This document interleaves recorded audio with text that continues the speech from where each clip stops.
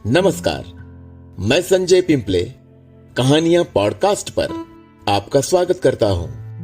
आइए सुनते हैं मुंशी प्रेमचंद जी की लिखी कहानी अलग ओझा। भोला महतो ने पहली स्त्री के मर जाने के बाद दूसरी सगाई की तो उसके लड़के रघु के लिए बुरे दिन आ गए।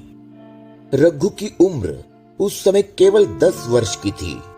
चैन से गांव में गुल्ली डंडा खेलता फिरता था। मां के आते ही चक्की में जूतना पड़ा। पन्ना रूपवती स्त्री थी और रूप और गर्व में चोली दामन का नाता है। वो अपने हाथों से कोई काम न करती। गोबर रघु निकालता, बैलों को सानी रघु देता, रघु ही जूठे बर्तन मांजता। भोला की आंखें कुछ ऐसी फिरी कि उसे अब रघु में सब बुराइयां ही बुराइयां नजर आती। पन्ना की बातों को वो प्राचीन मर्यादा अनुसार आंखें बंद करके मान लेता था। रघु की शिकायतों की जरा परवाह न करता। नतीजा ये हुआ कि रघु ने शिकायत करना ही छोड़ दिया। किसके सामने रोए? बाप ही नहीं, सारा गांव उसका दुश्मन था। बड़ा जिद्दी लड़का है। पन्ना को तो कुछ समझता ही नहीं। बेचारी उसका दुलार करती है, खिलाती पिलाती है। ये उसी का फल है। दूसरी औरत होती तो निभा न होता।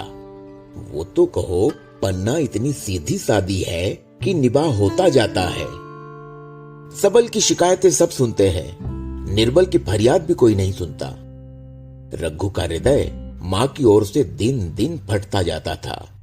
यहां तक कि 8 साल गुजर गए और एक दिन भोला के नाम भी मृत्यु का संदेश आ पहुंचा। पन्ना के 4 बच्चे थे, 3 बेटे और 1 बेटी। इतना बड़ा खर्च और कमाने वाला कोई नहीं। रघु अब क्यों बात पूछने लगा? ये मानी हुई बात थी, अपनी स्त्री लाएगा और अलग रहेगा।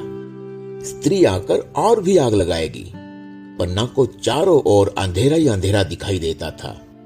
पर कुछ भी हो, वह रघु की आश्रयत बनकर घर में न रहेगी। जिस घर में उसने राज किया उसमें अब लौंडी न बनेगी। जिस लौंडे को अपना गुलाम समझा उसका मुंह न ताकेगी। वो सुंदर थी, अवस्था भी कुछ ऐसी ज्यादा न थी। जवानी अपनी पूरी बहार पर थी। क्या वो कोई दूसरा घर नहीं कर सकती? यही न होगा, लोग हंसेंगे। भला से उसकी बिरादरी में क्या ऐसा होता नहीं? ब्राह्मण ठाकुर थोड़ी थी कि नाक कट जाएगी। ये तो उन्हीं ऊंची जातों में होता है कि घर में चाहे जो कुछ करो, बाहर पर्दा ढका रहे। वो तो संसार को दिखाकर दूसरा घर कर सकती है। फिर वो रघु की दबैल बनकर क्यों रहे? भोला को मरे 1 महीना गुजर चुका था। संध्या हो गई थी। पन्ना इसी चिंता में पड़ी हुई थी कि सहसा उसे ख्याल आया, लड़के घर में नहीं है। ये बैलों के लौटने की बेला है। कहीं कोई लड़का उनके नीचे ना आ जाए। अब द्वार पर कौन है जो उनकी देखभाल करेगा? रघु को मेरे लड़के फूटी आंखों नहीं भाते, कभी हंसकर नहीं बोलता। घर से बाहर निकली तो देखा रघु सामने झोपड़े में बैठा ऊख की गंडेरिया बना रहा है। लड़के उसे घेरे खड़े हैं और छोटी लड़की उसकी गर्दन में हाथ डाले उसकी पीठ पर सवार होने की चेष्टा कर रही है। पन्ना को अपनी आंखों पर विश्वास न आया। आज तो ये नई बात है। हाँ, शायद दुनिया को दिखाता है कि मैं अपने भाइयों को कितना चाहता हूं और मन में छुरी रखी हुई है। घात मिले तो जान ही ले ले। काला सांप है, काला सांप। कठोर स्वर में बोली, तुम सबके सब वहां क्या करते हो? घर में आओ, सांझ की बेला है, गुरु आते होंगे।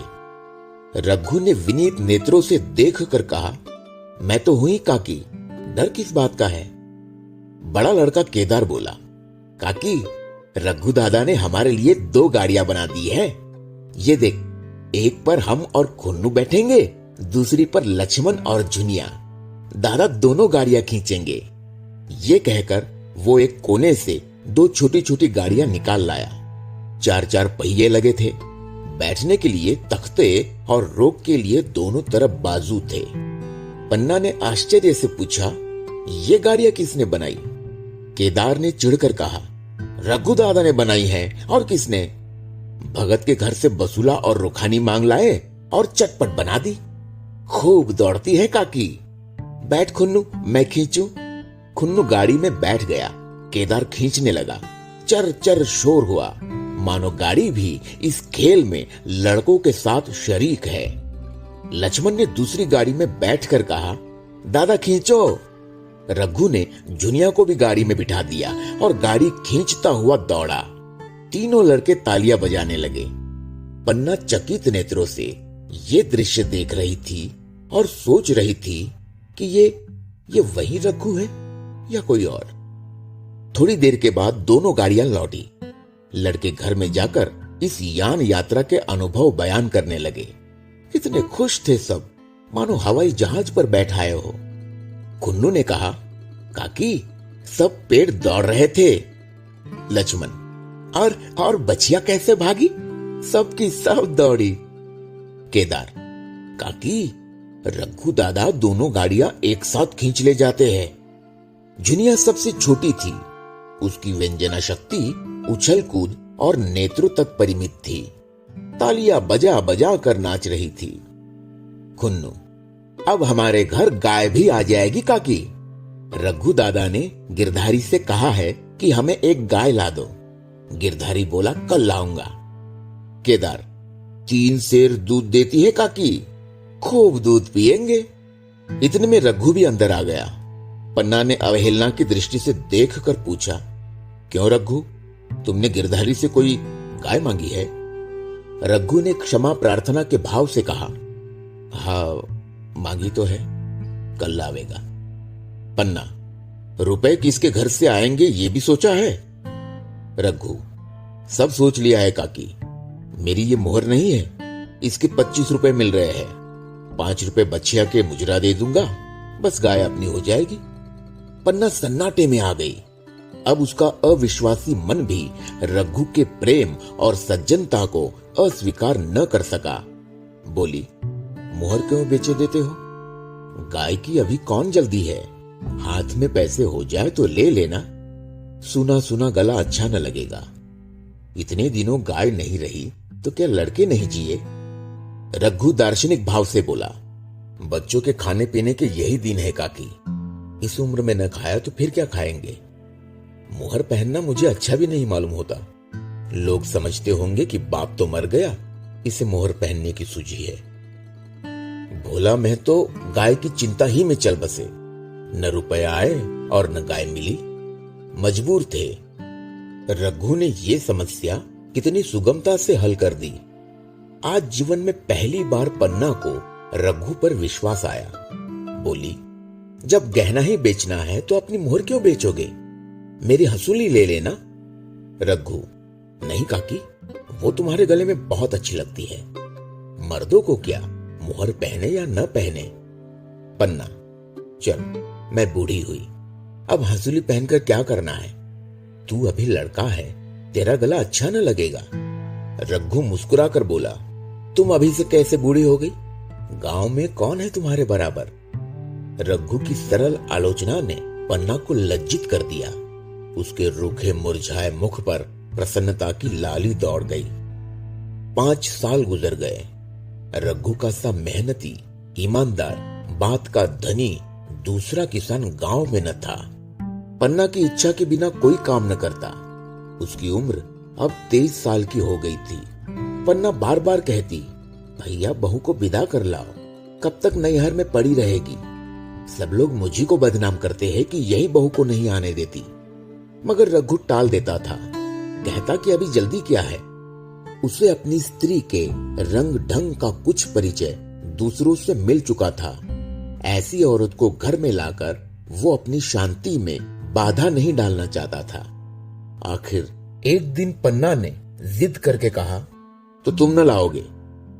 कह दिया कि अभी कोई जल्दी नहीं। तुम्हारे लिए जल्दी न होगी, मेरे लिए तो जल्दी है। मैं आज आदमी भेजती हूं। पछताओगी काकी, उसका मिजाज अच्छा नहीं है। तुम्हारी बला से जब मैं उससे बोलूंगी ही नहीं तो क्या हवा से लड़ेगी? रोटियां तो बना लेगी, मुझसे भीतर बाहर का सारा काम नहीं होता। मैं आज बुलाए लेती हूं। बुलाना चाहती हो बुला लो, मगर फिर ये न कहना कि ये मेहरिया को ठीक नहीं करता, उसका गुलाम हो गया। न कहूंगी, जाकर 2 साड़ियां और मिठाई ले आ। तीसरे दिन मुलिया मैके से आ गई। दरवाजे पर नगाड़े बजे, शहनाइयों की मधुर ध्वनि आकाश में गूंजने लगी। मुंह दिखावे की रस्म अदा हुई। वो इस मरुभूमि में निर्मल जलधारा थी। गेहुआ रंग था, बड़ी बड़ी नोकीली पलके, कपोलों पर हल्की सुर्खी, आंखों में प्रबल आकर्षण। रघु उसे देखते ही मंत्रमुग्ध हो गया। प्रातःकाल पानी का घड़ा लेकर चलती, तब उसका गेहुआ रंग प्रभात की सुनहरी किरणों से कुंदन हो जाता, मानो उषा अपनी सारी सुगंध, सारा विकास और उन्माद लिए मुस्कुराती चली जाती हो। मुलिया मैके से ही जली भुनी आई थी। मेरा शौहर छाती फाड़ कर काम करे और पन्ना रानी बनी बैठी रहे, उसके लड़के रईसजादे बने घूमे। मुलिया से ये बर्दाश्त न होगा। वह किसी की गुलामी न करेगी। अपने लड़के तो अपने होते ही नहीं, भाई किसके होते हैं? जब तक पर नहीं निकलते हैं रघु को घेरे हुए है। जो ही जरा सयाने हुए पर झाड़कर निकल जाएंगे, बात भी न पूछेंगे। एक दिन उसने रघु से कहा, तुम्हें इस तरह गुलामी करनी हो तो करो, मुझसे न होगी। रघु, तो फिर क्या करूं, तू ही बता। लड़के तो अभी घर का काम करने लायक भी नहीं है। मुलिया, लड़के रावत के हैं, कुछ तुम्हारे नहीं है। यही पन्ना है जो तुम्हें दाने दाने को तरसाती थी। सब सुन चुकी हूं। मैं लौंडी बनकर न रहूंगी। रुपए पैसे का मुझे हिसाब नहीं मिलता। न जाने तुम क्या लाते हो और वो क्या करती है। तुम समझते हो रुपए घर ही में तो है, मगर देख लेना तुम्हें जो एक फूटी कौड़ी भी मिले। रघु, रुपए पैसे तेरे हाथ में देने लगूं तो दुनिया क्या कहेगी, ये तो सोच। मुलिया, दुनिया जो चाहे कहे, दुनिया के हाथों बिकी नहीं हूं। देख लेना, भाड़ लीप कर हाथ काला ही रहेगा। फिर तुम अपने भाइयों के लिए मरो, मैं क्यों मरूं? रघु ने कुछ जवाब न दिया। उसे जिस बात का भय था वो इतनी जल्द सिर पर आ पड़ी। अब अगर उसने बहुत तत्थो थम्बो किया तो 6 महीने और काम चलेगा। बस आगे ये डोंगा चलता नजर नहीं आता। बकरे की मां कब तक खैर मनाएगी। एक दिन पन्ना ने महुए का सुखावन डाला। बरसात शुरू हो गई थी। बखार में अनाज गीला हो रहा था। मुलिया से बोली, बहू जरा देखती रहना, मैं तालाब से नहा आऊं। मुलिया ने लापरवाही से कहा, मुझे नींद आ रही है, तुम बैठकर देखो। एक दिन न नहाओगे तो क्या होगा। पन्ना ने साड़ी उतार कर रख दी, नहाने न गई। मुलिया का वार खाली गया। कई दिन के बाद एक शाम को पन्ना धान रोप कर लौटी। अंधेरा हो गया था। दिन भर की भूखी थी। आशा थी बहू ने रोटी बना रखी होगी, मगर देखा तो यहाँ चूल्हा ठंडा पड़ा हुआ था और बच्चे मारे भूख के तड़प रहे थे। पन्ना ने आहिस्ते से पूछा, आज अभी चूल्हा नहीं जला? केदार ने कहा, आज दोपहर को भी चूल्हा नहीं जला काकी, भाभी ने कुछ बनाया ही नहीं। पन्ना, तो तुम लोगों ने खाया क्या? केदार, कुछ नहीं, रात की रोटियां थी, खुन्नू और लक्ष्मण ने खाई, मैंने सत्तू खा लिया। पन्ना, और बहू? केदार, वो बड़ी सो रही है, कुछ नहीं खाया। पन्ना ने उसी वक्त चूल्हा जलाया और खाना बनाने बैठ गई। आटा गूंथती थी और रोती थी। क्या नसीब है, दिन भर खेत में जली, घर आई तो चूल्हे के सामने जलना पड़ा। केदार का 14वां साल था। भाभी के रंग ढंग देखकर सारी स्थिति समझ रहा था। बोला, काकी, भाभी अब तुम्हारे साथ नहीं रहना चाहती। पन्ना ने चौंक कर पूछा, क्या कुछ कहती थी? केदार, कहती कुछ नहीं थी, मगर है उसके मन में यही बात। फिर तुम क्यों नहीं उसे छोड़ देती? जैसे चाहे रहे, हमारा भी भगवान है। पन्ना ने दांतों से जीभ दबाकर कहा, चुप, मेरे सामने ऐसी बात भूलकर भी न कहना। रघु तुम्हारा भाई नहीं, तुम्हारा बाप है। मुलिया से कभी बोलोगे तो समझ लेना, जहर खा लूंगी। दशहरे का त्योहार आया। इस गांव से कोस भर एक पूर्वे में मेला लगता था। गांव के सब लड़के मेला देखने चले। पन्ना भी लड़कों के साथ चलने को तैयार हुई, मगर पैसे कहां से आए? कुंजी तो मुलिया के पास थी। रघु ने आकर मुलिया से कहा, लड़के मेले जा रहे हैं, सबों को 2-2 पैसे दे दो। मुलिया ने त्योरियां चढ़ाकर कहा, पैसे घर में नहीं है। रघु, अभी तो तेलहन बिका था, क्या इतनी जल्दी रुपए उठ गए? मुलिया, हाँ उठ गए। रघु, कहां उठ गए, जरा सुनूं। आज त्योहार के दिन लड़के मेला देखने न जाएंगे?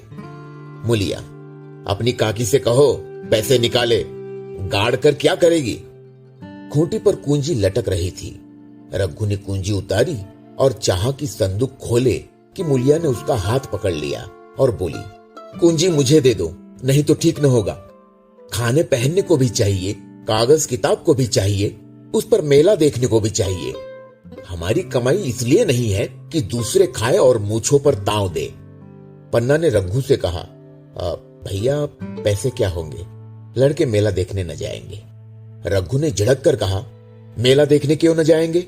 सारा गांव जा रहा है, हमारे ही लड़के न जाएंगे? ये कहकर रघु ने अपना हाथ छुड़ा लिया और पैसे निकालकर लड़कों को दे दिए। मगर कुंजी जब मुलिया को देने लगा तब उसने उसे आंगन में फेंक दिया और मुंह लपेटकर लेट गई। लड़के मेला देखने न गए। इसके बाद 2 दिन गुजर गए। मुलिया ने कुछ नहीं खाया और पन्ना भी भूखी रही। रघु कभी इससे मनाता, कभी उसे, पर न ये उठती न वो। आखिर रघु ने हैरान होकर मुलिया से पूछा, कुछ मुंह से तो कह, चाहती क्या है? मुलिया ने धरती को संबोधित करके कहा, मैं कुछ नहीं चाहती, मुझे मेरे घर पहुंचा दो। रघु, अच्छा उठ, बना खा, पहुंचा दूंगा। मुलिया ने रघु की ओर आंखें उठाई। रघु उसकी सूरत देखकर डर गया। वो माधुर्य, वो मोहकता, वो लावण्य गायब हो गया था। दांत निकल आए थे, आंखें फट गई थी और नथुने फड़क रहे थे। अंगारे किसी लाल आंखों से देखकर बोली, अच्छा तो काकी ने ये सलाह दी है, ये मंत्र पढ़ाया है, तो यहां ऐसी कच्ची नहीं हो, तुम दोनों की छाती पर मूंग दलूंगी, हो किस फेर में? रघु, अच्छा तो मूंग ही दल लेना, कुछ खा पी लेगी तभी तो मूंग दल सकेगी। मुलिया, अब तो तभी मुंह में पानी डालूंगी जब घर अलग हो जाएगा। बहुत झेल चुकी, अब नहीं झेला जाता। रघु सन्नाटे में आ गया। 1 मिनट तक उसके मुंह से आवाज ही न निकली। अलग होने की उसने स्वप्न में भी कल्पना न की थी। उसने गांव में 2-4 परिवारों को अलग होते देखा था। वह खूब जानता था कि रोटी के साथ लोगों के हृदय भी अलग हो जाते हैं, अपने हमेशा के लिए गैर हो जाते हैं। फिर उनमें वही नाता रह जाता है जो गांव के और आदमियों में। रघु ने मन में ठान लिया था कि इस विपत्ति को घर में न आने दूंगा, मगर होनहार के सामने उसकी एक न चली। मेरे मुंह में कालिख लगेगी। दुनिया यही कहेगी कि बाप के मर जाने पर 10 साल भी एक में निभा न हो सका। फिर किससे अलग हो जाऊं? किससे? जिनको गोद में खिलाया, जिनको बच्चों की तरह पाला, जिनके लिए तरह तरह के कष्ट झेले, उन्हीं से अलग हो जाऊं? अपने प्यारों को घर से निकाल बाहर करूं? उसका गला फंस गया। कांपते हुए स्वर में बोला, तू क्या चाहती है कि मैं अपने भाइयों से अलग हो जाऊं? भला सोच तो सोच, कहीं मुंह दिखाने लायक रहूंगा? मुलिया, तो मेरा इन लोगों के साथ निभाह न होगा। रघु, तो तू अलग हो जा, मुझे अपने साथ क्यों घसीटती है? मुलिया, तो मुझे क्या तुम्हारे घर में मिठाई मिलती है? मेरे लिए क्या संसार में जगह नहीं है? रघु, तेरी जैसी मर्जी, यहां चाहे रह, मैं अपने घर वालों से अलग नहीं हो सकता। जिस दिन घर में 2 चूल्हे जलेंगे उस दिन मेरे कलेजे के 2 टुकड़े हो जाएंगे। मैं ये चोट नहीं सह सकता। तुझे जो तकलीफ हो वो मैं दूर कर सकता हूं। माल असबाब की मालकिन तू ही है, अनाज पानी तेरे ही हाथ है। अब रह क्या गया है? अगर कुछ काम धंधा करना नहीं चाहती मत कर। भगवान ने मुझे समाई दी होती तो मैं तुझे तिनका तक उठाने न देता। तेरे ये सुकुमार हाथ पांव मेहनत मजदूरी करने के लिए बनाए ही नहीं गए हैं। मगर क्या करो, अपना कुछ बस ही नहीं है। फिर भी तेरा जी कोई काम करने को न चाहे तो मत कर, मगर मुझसे अलग होने को न कहे। तेरे पैरों पड़ता हूं, मुझसे अलग होने को न कह। मुलिया ने सिर से आंचल खिसकाया और जरा समीप आकर बोली, मैं काम करने से नहीं डरती, न बैठे बैठे खाना चाहती हूं, मगर मुझसे किसी की धौंस नहीं सही जाती। तुम्हारी ही काकी घर का कामकाज करती है तो अपने लिए करती है, अपने बाल बच्चों के लिए करती है, मुझ पर कुछ एहसान नहीं करती, फिर मुझ पर धौंस क्यों जमाती है? उन्हें अपने बच्चे प्यारे होंगे, मुझे तो तुम्हारा आसरा है। मैं अपनी आंखों से ये नहीं देख सकती कि सारा घर तो चैन करे, जरा जरा से बच्चे तो दूध पिए, और जिसके बलबूते पर यह गृहस्थी बनी हुई है वो मट्ठे को तरसे, कोई उसका पूछने वाला न हो। जरा अपना मुंह तो देखो, कैसी सूरत निकल आई है। औरों के तो 4 बरस में अपने पट्टे तैयार हो जाएंगे, तुम तो 10 साल खाट पर पड़ जाओगे। बैठ जाओ, खड़े क्यों हो? क्या मारकर भागोगे? मैं तुम्हें जबरदस्ती न बांध लूंगी, यह मालकिन का हुक्म नहीं है। सच कहूं, तुम बड़े कठ कलेजी हो। मैं जानती ऐसे निर्मोहिये से पाला पड़ेगा तो इस घर में भूल से न आती भी तो मन न लगाती, मगर अब तो मन तुमसे लग गया। घर भी जाऊं तो मन यहां ही रहेगा, और तुम जो हो मेरी बात नहीं पूछते। मुलिया की ये रसीली बातें रघु पर कोई असर न डाल सकी। वो उसी रुखाई से बोला, मुलिया, मुझसे ये न होगा। अलग होने का ध्यान करते ही मेरा मन न जाने कैसा हो जाता है। ये चोट मुझसे न सही जाएगी। मुलिया ने परिहास करके कहा, तो चूड़ियां पहनकर अंदर बैठो ना, लाओ मैं मुझे लगा लूं। मैं तो समझती थी कि तुम में भी कुछ कसबल है, अब देखती हूं तो नीरे मिट्टी के लोंदे हो। पन्ना दालान में खड़ी दोनों की बातचीत सुन रही थी। अब उससे न रहा गया, सामने आकर रघु से बोली, जब वो अलग होने पर तुली हुई है, फिर तुम क्यों उसे जबरदस्ती मिलाए रखना चाहते हो? तुम उसे लेकर रहो, हमारे भगवान मालिक है। जब मैं तो मर गए थे और कहीं पत्ती की भी छाह न थी, उस वक्त भगवान ने निभा दिया, तो अब क्या डर? अब तो भगवान की दया से तीनों लड़के सयाने हो गए हैं, अब कोई चिंता नहीं। रघु ने आंसू भरी आंखों से पन्ना को देखकर कहा, काकी तू भी पागल हो गई है क्या? जानती नहीं 2 रोटियां होती ही 2 मन हो जाते हैं। पन्ना, जब वो मानती ही नहीं तब तुम क्या करोगे? भगवान की मर्जी होगी तो कोई क्या करेगा? परालब्ध में जितने दिन एक साथ रहना लिखा था उतने दिन रहे, अब उसकी यही मर्जी है तो यही सही। तुमने मेरे बाल बच्चों के लिए जो कुछ किया वो भूल नहीं सकती। तुमने इनके सिर हाथ न रखा होता तो आज इनकी न जाने क्या गति होती, न जाने किसके द्वार पर ठोकरे खाते होते, न जाने कहां कहां भीख मांगते फिरते। तुम्हारा जस मरते दम तक गाऊंगी। अगर मेरी खाल तुम्हारे जूते बनाने के काम आए तो खुशी से दे दूं। चाहे तुमसे अलग हो जाऊं, पर जिस घड़ी पुकारोगे कुत्ते की तरह दौड़ी आऊंगी। ये भूलकर भी न सोचना कि तुमसे अलग होकर मैं तुम्हारा बुरा चेतूंगी। जिस दिन तुम्हारा अनभल मेरे मन में आएगा उसी दिन विष खाकर मर जाऊंगी। भगवान करे तुम दूधो नहाओ, पूतो फलो, मरते दम तक यही आशीष मेरे रोए रोए से निकलती रहेगी। और अगर लड़के भी अपने बाप के हैं तो मरते दम तक तुम्हारा पोस मानेंगे। ये कहकर पन्ना रोती हुई वहां से चली गई। रघु वही मूर्ति की तरफ बैठा रहा। आसमान की ओर टकटकी लगी थी और आंखों से आंसू बह रहे थे। पन्ना की बातें सुनकर मुलिया समझ गई थी कि अपने पौ 12 है। चटपट उठी, घर में झाड़ू लगाई, चूल्हा जलाया और कुएं से पानी लाने चली। उसकी टेक पूरी हो गई थी। गांव में स्त्रियों के 2 दल होते हैं, एक बहुओं का, दूसरा सासों का।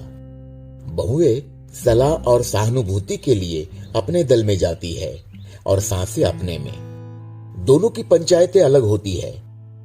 मुलिया को कुएं पर 2-3 बहुएं मिल गई। एक ने पूछा, आज तो तुम्हारी बुढ़िया बहुत रोत हो रही थी।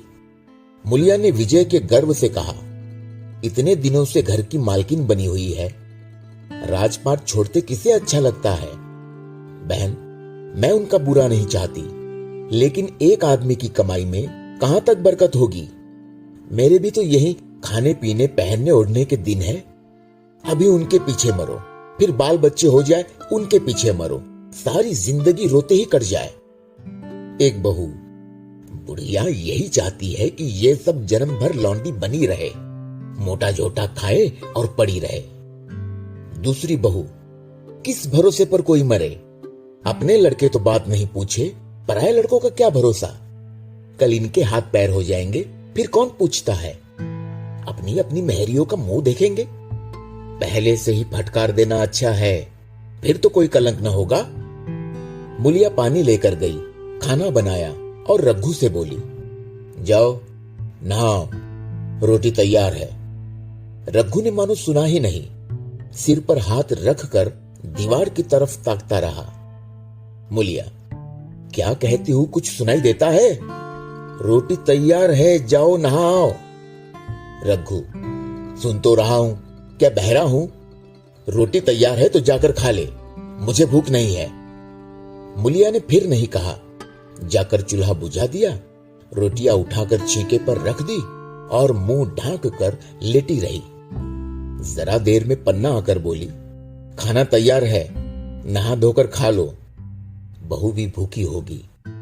रघु ने झुंझलाकर कहा, काकी तू घर में रहने देगी कि मुंह में कालिख लगाकर कहीं निकल जाऊं? खाना तो खाना ही है, आज न खाऊंगा कल खाऊंगा, लेकिन अभी मुझसे न खाया जाएगा। केदार क्या अभी मदरसे से नहीं आया? पन्ना, अभी तो नहीं आया, आता ही होगा। पन्ना समझ गई कि जब तक वह खाना बनाकर लड़कों को न खिलाएगी और खुद न खाएगी, रघु न खाएगा। इतना ही नहीं, उसे रघु से लड़ाई करनी पड़ेगी, उसे जली कटी सुनानी पड़ेगी, उसे यह दिखाना पड़ेगा कि मैं ही उससे अलग होना चाहती हूं, नहीं तो वो इसी चिंता में घुल घुल कर प्राण दे देगा। ये सोचकर उसने अलग चूल्हा जलाया और खाना बनाने लगी। इतने में केदार और खुन्नू मदरसे से आ गए। पन्ना ने कहा, आओ बेटा खा लो, रोटी तैयार है। केदार ने पूछा, भैया को भी बुला लूं ना? पन्ना, तुम आकर खा लो, उसकी रोटी बहू ने अलग बनाई है। खुन्नू, जाकर भैया से पूछना हो। पन्ना, जब उनका जी चाहेगा खाएंगे, तू बैठकर खा, तुझे इन बातों से क्या मतलब? जिसका जी चाहेगा खाएगा, जिसका जी न चाहेगा न खाएगा। जब वो और उसकी बीवी अलग होने पर तुले हुए हैं तो कौन मनाए? केदार, तो क्यों अम्मा जी, क्या हम अलग घर में रहेंगे? पन्ना, उनका जी चाहे एक घर में रहे, जी चाहे आंगन में दीवार डाल ले। खुन्नू ने दरवाजे पर आकर झांका, सामने फूस की झोपड़ी थी, वहीं खाट पर पड़ा रघु नारियल पी रहा था। खुन्नू, भैया तो अभी नारियल लिए बैठे हैं। पन्ना, जब जी चाहेगा खाएंगे। केदार, भैया ने भाभी को डांटा नहीं? मुलिया अपनी कोठरी में पड़ी सुन रही थी, बाहर आकर बोली, भैया ने तो नहीं डांटा, अब तुम आकर डांटो। केदार के चेहरे का रंग उड़ गया, फिर जबान न खोली। तीनों लड़कों ने खाना खाया और बाहर निकले। लू चलने लगी थी। आम के बाग में गांव के लड़के लड़कियां हवा से गिरे हुए आम चुन रहे थे। केदार ने कहा, आज हम भी आम चुनने चले, खूब आम गिर रहे हैं। खुन्नू, दादा जो बैठे हैं। लक्ष्मण, मैं न जाऊंगा, दादा घुड़केंगे। केदार, वो तो अब अलग हो गए। लक्ष्मण, तो अब हमको कोई मारेगा तब भी दादा न बोलेंगे? केदार, वाह, तब क्यों न बोलेंगे? रघु ने तीनों लड़कों को दरवाजे पर खड़े देखा, पर कुछ बोला नहीं। पहले तो वह घर के बाहर निकलते ही उन्हें डांट बैठता था, पर आज वह मूर्ति के समान निश्चल बैठा रहा। अब लड़कों को कुछ साहस हुआ, कुछ दूर और आगे बढ़े। रघु अब भी न बोला। कैसे बोले? वो सोच रहा था, काकी ने लड़कों को खिला पिला दिया, मुझसे पूछा तक नहीं। क्या उसकी आंखों पर भी पर्दा पड़ गया है? अगर मैंने लड़कों को पुकारा और वो न आए तो मैं उनको मार पीट तो न सकूंगा। लू में सब मारे मारे फिरेंगे, कहीं बीमार न पड़ जाए। उसका दिल महसूस कर रह जाता था, लेकिन मुंह से कुछ न कह सकता था। लड़कों ने देखा कि ये बिल्कुल नहीं बोलते तो निर्भय होकर चल पड़े। सहसा मुलिया ने आकर कहा, अब तो उठोगे कि अब भी नहीं? जिनके नाम पर फाका कर रहे हो, उन्होंने मजे से लड़कों को खिलाया और आप खाया। अब आराम से सो रही है। मोर पिया बात न पूछे, मोर सुहागिन नाव। एक बार भी तो मुंह से न फूटा कि चलो भैया खा लो। रघु को इस समय मर्मांतक पीड़ा हो रही थी। मुलिया के इन कठोर शब्दों ने घाव पर नमक छिड़क दिया। दुखित नेत्रों से देख कर बोला, तेरी जो मर्जी थी वही तो हुआ, अब जा ढोल बजा। मुलिया, नहीं, तुम्हारे लिए थाली परोसे बैठी है।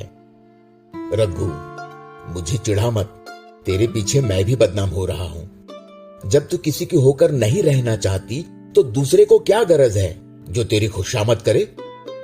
जाकर काकी से पूछ, लड़के आम चुनने गए हैं, उन्हें पकड़ लाऊं? मुलिया अंगूठा दिखाकर बोली, ये जाता है, तुम्हें 100 बार गरज हो जाकर पूछो। इतने में पन्ना भी भीतर से निकल आई। रघु ने पूछा, लड़के बगीचे में चले गए हैं काकी, लू चल रही है। पन्ना, अब उनका कौन पुछत्तर है, बगीचे में जाए, पेड़ पर चढ़े, पानी में डूबे, मैं अकेले क्या क्या करूं?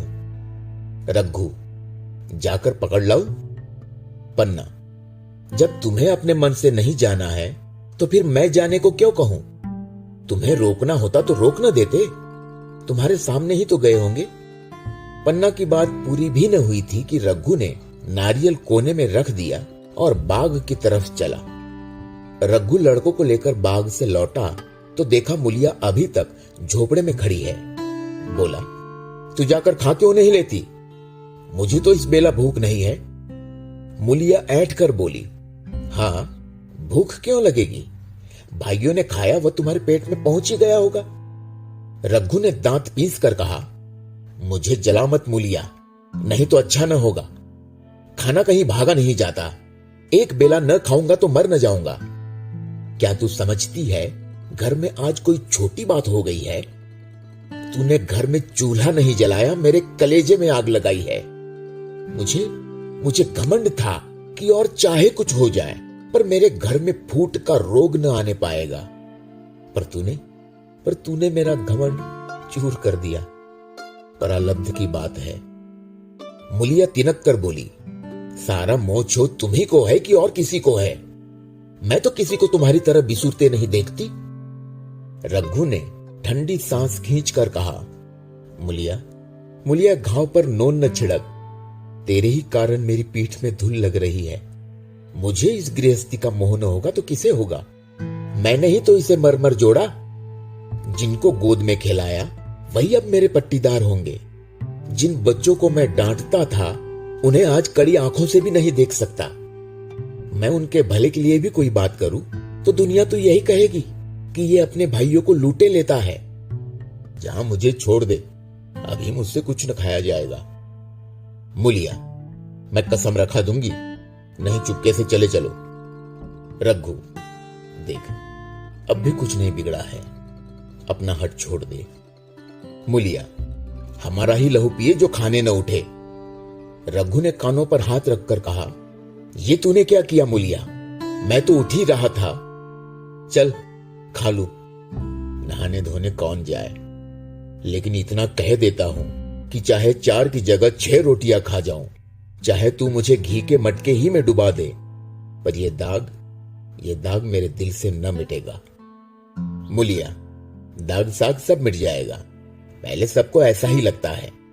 देखते नहीं हो उधर कैसी चैन की वंशी बज रही है। वो तो मना ही रही थी कि किसी तरह ये सब अलग हो जाए। अब वो पहले किसी चांदी तो नहीं है कि जो कुछ घर में आवे सब गायब। अब क्यों हमारे साथ रहने लगी? रघु ने आहत स्वर में कहा, इसी बात का तो मुझे गम है, काकी से मुझे ऐसी आशा न थी। रघु खाने बैठा तो कौर विष के घूंट सा लगता था। जान पड़ता था रोटियां भूसी की है, दाल पानी सी लगती, पानी कंठ के नीचे न उतरता था। दूध की तरफ देखा तक नहीं। 2-4 ग्रास खाकर उठाया, जैसे किसी प्रियजन के श्राद्ध का भोजन हो। रात का भोजन भी उसने इसी तरह किया। भोजन क्या किया, कसम पूरी की। रात भर उसका चित्त उद्विग्न रहा। एक अज्ञात शंका उसके मन पर छाई हुई थी, जैसे भोला महतो द्वार पर बैठा रो रहा हो। वो कई बार चौंक कर उठा। ऐसा जान पड़ा भोला उसकी ओर तिरस्कार की आंखों से देख रहा है। वो दोनों जून भोजन करता था, पर जैसे शत्रु के घर। भोला की शोक मग्न मूर्ति आंखों से न उतरती थी। रात को उसे नींद न आती। वो गांव में निकलता तो इस तरह मुंह चुराए, सिर झुकाए, मानो गो हत्या की हो। 5 साल गुजर गए। रघु अब 2 लड़कों का बाप था। आंगन में दीवार खिंच गई थी, खेतों में मेड़े डाल दी गई थी और बैल बछिए बांट लिए गए थे। केदार की उम्र अब 19 की हो गई थी। उसने पढ़ना छोड़ दिया था और खेती में काम करता था। खुन्नू गाय चराता था। केवल लक्ष्मण अब तक मदरसे जाता था। पन्ना और मुलिया दोनों एक दूसरे की सूरत से जलती थी। मुलिया के दोनों लड़के बहुधा पन्ना ही के पास रहते। वही उन्हें उपटन मलती, वही काजल लगाती, वही गोद में लिए फिरती। मगर मुलिया के मुंह से अनुग्रह का एक शब्द भी न निकलता। न पन्ना ही इसकी इच्छुक थी। वो जो कुछ करती निर्व्याज भाव से करती। उसके 2 लड़के अब कमाऊ हो गए थे। लड़की खाना पका लेती थी, वह खुद ऊपर का कामकाज कर लेती। इसके विरुद्ध रघु अपने घर का अकेला था, वो भी दुर्बल, अशक्त और जवानी में बूढ़ा। अभी आयु 30 वर्ष से अधिक न थी, लेकिन बाल खिचड़ी हो गए थे, कमर भी झुक चली थी, खांसी ने जीर्ण कर रखा था। देखकर दया आती थी। और खेती पसीने की वस्तु है। खेती की जैसी सेवा होनी चाहिए वह उससे न हो पाती। फिर अच्छी फसल कहां से आती? कुछ ऋण भी हो गया था। वो चिंता और भी मारे डालती थी। चाहिए तो ये था कि अब उसे कुछ आराम मिलता। इतने दिनों के निरंतर परिश्रम के बाद सिर का बोझ कुछ हल्का होता, लेकिन मुलिया की स्वार्थपरता और अदूरदर्शिता ने लहराती हुई खेती उजाड़ दी। अगर सब एक साथ रहते तो वो अब तक पेंशन पा जाता। मजे में द्वार पर बैठा हुआ नारियल पीता। भाई काम करते, वह सलाह देता। महतो बना फिरता, कहीं किसी के झगड़े चुकाता, कहीं साधु संतों की सेवा करता। वो अवसर हाथ से निकल गया। अब तो चिंता भार दिन दिन बढ़ता जाता था। आखिर उसे धीमा धीमा ज्वर रहने लगा। हृदय शूल, चिंता, कड़ा परिश्रम और अभाव का यही पुरस्कार है। पहले कुछ परवाह न की, समझा आप ही आप अच्छा हो जाएगा। मगर कमजोरी बढ़ने लगी तो दवा की फिक्र हुई। जिसने जो बता दिया खा लिया। डॉक्टरों और वैद्यों के पास जाने की सामर्थ्य कहा, और सामर्थ्य भी होती तो रुपए खर्च कर देने के सिवा और नतीजा ही क्या था। जीर्ण ज्वर की औषधि आराम और पुष्टिकारक भोजन है। न वह बसंत मालती का सेवन कर सकता था और न आराम से बैठकर बलवर्धक भोजन कर सकता था। कमजोरी बढ़ती ही गई। पन्ना को अवसर मिलता तो वो आकर उसे तसल्ली देती, लेकिन उसके लड़के अब रघु से बात भी न करते थे। दवा दारू तो क्या करते, उसका और मजाक उड़ाते। भैया समझते थे कि हम लोगों से अलग होकर सोने और ईंट रख लेंगे। भाभी भी समझती थी सोने से लज जाऊंगी। अब देखे कौन पूछता है। सिसक सिसक कर न मरे तो कह देना। बहुत हाय हाय भी अच्छी नहीं होती। आदमी उतना काम करे जितना हो सके, ये नहीं कि रुपए के लिए जान दे दे। पन्ना कहती, रघु बेचारे का कौन दोष है। केदार कहता, चल मैं खूब समझता हूं। भैया की जगह मैं होता तो डंडे से बात करता। मजाक थी कि औरत यो जिद करती। ये सब भैया की चाल थी, सब सदी भदी बात थी। आखिर एक दिन रघु का टिमटिमाता हुआ जीवन दीपक बुझ गया। मौत ने सारी चिंताओं का अंत कर दिया। अंत समय उसने केदार को बुलाया था, पर केदार को ऊख में पानी देना था। डरा कहीं दवा के लिए न भेज दे, बहाना बना दिया। मुलिया का जीवन अंधकारमय हो गया। जिस भूमि पर उसने मंसूबों की दीवार खड़ी की थी वो नीचे से खिसक गई थी। जिस खूंटे के बल पर वो उछल रही थी वह उखड़ गया था। गांव वालों ने कहना शुरू किया, ईश्वर ने कैसा तत्काल दंड दिया। बेचारी मारे लाज के अपने दोनों बच्चों को लिए रोया करती। गांव में किसी को मुंह दिखाने का साहस न होता। प्रत्येक प्राणी उससे ये कहता हुआ मालूम होता था, मारे घमंड के धरती पर पांव न रखती थी। आखिर सजा मिल गई कि नहीं? अब इस घर में कैसे निर्वाह होगा? वो किसके सहारे रहेगी? किसके बल पर खेती होगी? बेचारा रघु बीमार था, दुर्बल था, पर जब तक जीता रहा अपना काम करता रहा। मारे कमजोरी के कभी कभी सिर पकड़कर बैठ जाता और जरा दम लेकर फिर हाथ चलाने लगता था। सारी खेती तहस नहस हो रही थी, उसे कौन संभालेगा? अनाज की डांठें खलिहान में पड़ी थी, ऊख अलग सूख रही थी। वो अकेली क्या क्या करेगी? फिर सिंचाई अकेले आदमी का तो काम नहीं। 3-3 मजदूरों को कहां से लाए? गांव में मजदूर थे ही कितने। आदमियों के लिए खींचातानी हो रही थी, क्या करे क्या ना करे। इस तरह 13 दिन बीत गए। क्रियाकर्म से छुट्टी मिली।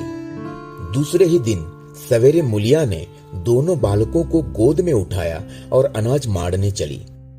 खलिहान में पहुंचकर उसने एक को तो पेड़ के नीचे घास के नर्म बिस्तर पर सुला दिया और दूसरे को वहीं बैठाकर अनाज माड़ने लगी।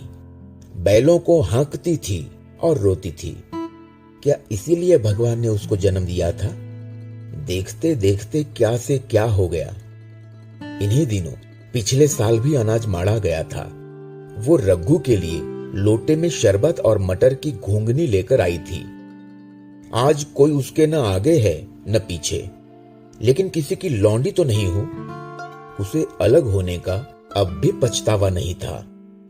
एकाएक छोटे बच्चे का रोना सुनकर उसने उधर ताका तो बड़ा लड़का उसे चुमकार कर कह रहा था, भैया चुप रहो चुप रहो। धीरे धीरे उसके मुंह पर हाथ फेरता था और चुप कराने के लिए विकल था। जब बच्चा किसी तरह चुप न हुआ तो वह खुद उसके पास लेट गया और उसे छाती से लगाकर प्यार करने लगा। मगर जब ये प्रयत्न भी सफल न हुआ तो वो रोने लगा। उसी समय पन्ना दौड़ी आई और छोटे बालक को गोद में उठाकर प्यार करती हुई बोली, लड़कों को मुझे क्यों न दे आई बहू? हाय हाय, बेचारा धरती पर पड़ा लोट रहा है। जब मैं मर जाऊं तो जो चाहे करना, अभी तो जीती हूं। अलग हो जाने से बच्चे तो नहीं अलग हो गए। मुलिया ने कहा, तुम्हें भी तो छुट्टी नहीं थी अम्मा, क्या करती? पन्ना, तो तुझे यहां आने की ऐसी क्या जल्दी थी? डांट मार न जाती। 3-3 लड़के तो है और किस दिन काम आएंगे? केदार तो कल ही मारने को कह रहा था, पर मैंने कहा पहले ऊख में पानी दे लो फिर आज मारना। मड़ाई तो 10 दिन बाद भी हो सकती है। ऊख की सिंचाई न हुई तो सूख जाएगी। कल से पानी चढ़ा हुआ है, परसों तक खेत पूरा हो जाएगा, तब मड़ाई हो जाएगी। तुझे विश्वास न आएगा, जब से भैया मरे हैं केदार को बड़ी चिंता हो गई है। दिन में 100-100 बार पूछता है, भाभी बहुत रोती तो नहीं है? देख लड़के भूखे तो नहीं है? कोई लड़का रोता है तो दौड़ा आता है, देख अम्मा क्या हुआ, बच्चा क्यों रोता है? कल रोकर बोला, अम्मा मैं जानता कि भैया इतनी जल्दी चले जाएंगे तो उनकी कुछ सेवा कर लेता। कहां जगाए जगाए उठता था, अब देखती हो पहर रात से उठकर काम में लग जाता है। खुन्नू कल जरा सा बोला, पहले हम अपनी ऊख में पानी दे लेंगे तब भैया की ऊख में पानी देंगे। इस पर केदार ने ऐसा डांटा कि खुन्नू के मुंह से फिर बात न निकली। बोला, कैसी तुम्हारी और कैसी हमारी ऊख? भैया ने जिला न लिया होता तो आज या तो मर गए होते या कहीं भीख मांगते होते। आज तुम बड़े ऊख वाले बने हो। ये उन्हीं का पुण्य प्रताप है कि आज भले आदमी बने बैठे हो। परसों रोटी खाने बुलाने गई तो मड़ैया में बैठा रो रहा था। पूछा क्यों रोता है तो बोला, अम्मा भैया इसी अलगोजा के दुख से मर गए, नहीं तो अभी उनकी उम्र ही क्या थी। ये उस वक्त न सूझा, नहीं तो उनसे क्यों बिगाड़ करते। ये कहकर पन्ना ने मुलिया की ओर संकेत पूर्ण दृष्टि से देखकर कहा, तुम्हें वो अलग न रहने देगा बहू। कहता है भैया हमारे लिए मर गए, तो हम भी उनके बाल बच्चों के लिए मर जाएंगे। मुलिया की आंखों से आंसू जारी थे। पन्ना की बातों में आज सच्ची वेदना, सच्ची सांत्वना, सच्ची चिंता भरी हुई थी। मुलिया का मन कभी उसकी ओर इतना आकर्षित न हुआ था। जिनसे उसे व्यंग्य और प्रतिकार का भय था, वे इतने दयालु, इतने शुभेच्छु हो गए थे। आज पहली बार उसे अपनी स्वार्थपरता पर लज्जा आई। पहली बार आत्मा ने अलग्योझे पर धिक्कारा। इस घटना को हुए 5 साल गुजर गए। पन्ना आज बूढ़ी हो गई है। केदार घर का मालिक है, मुलिया घर की मालकिन है। खुन्नू और लक्ष्मण के विवाह हो चुके हैं, मगर केदार अभी तक कमा रहा है। कहता है मैं विवाह न करूंगा। कई जगहों से बातचीत हुई, कई सगाइयां आई, पर उसने हामी न भरी। पन्ना ने कंपे लगाए, जाल फैलाए, पर वो न फंसा। कहता औरत से कौन सुख। मेहरिया घर में आई और आदमी का मिजाज बदला। फिर जो कुछ है वो मेहरिया है। माँ बाप, भाई बंधु सब पर आए हैं। जब भैया जैसे आदमी का मिजाज बदल गया तो फिर दूसरों की क्या गिनती। 2 लड़के भगवान के दिए हैं, और क्या चाहिए।